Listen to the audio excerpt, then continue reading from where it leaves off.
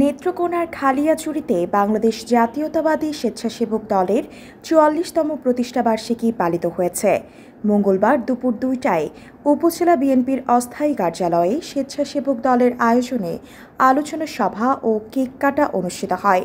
স্বেচ্ছাসেবক দলের আহ্বায়ক ফাহিম হোসেন সুমনের সভাপতিত্বে সাইফুল ইসলামের সঞ্চালনায় উক্ত আলোচনা সভায় বক্তব্য রাখেন উপজেলা বিএনপির সিনিয়র যুগ্ম আহ্বায়ক ইদ্রিস আলী মোল্লা ও যুগ্ম আহ্বায়ক মাহবুবুর রহমান কেষ্টু।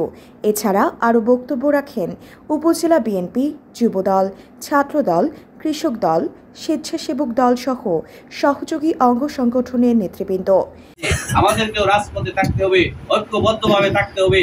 আওয়ামী সন্ত্রাসীরা এখনো পায়তারা করছে, কারণ যে আওয়ামী যে রাক্ষসী ছিল, যে 17 বছর আওয়ামী লীগ রাক্ষসী হিসেবে বাংলাদেশের 58 কোটি মানুষকে জিম্মি দশায় রেখেছিল, আয়নাঘর সৃষ্টি করেছিল, মানুষকে জবাব করেছিল, সে হাসিনা এখনো দিল্লিতে বসে ওই মোদির সাথে প্রেমালাপ করছে আর বাংলাদেশে শয়তানি শুরু করছে।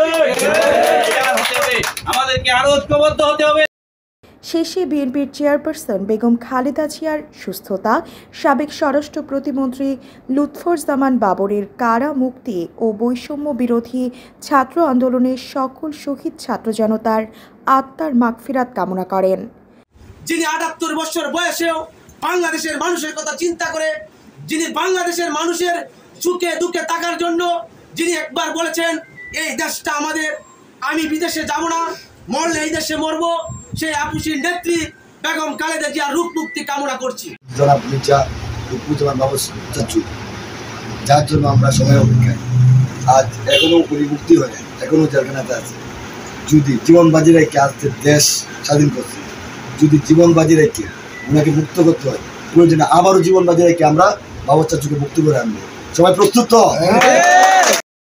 রিপোর্ট করেছেন মাহমুদ আবুল হোসেন।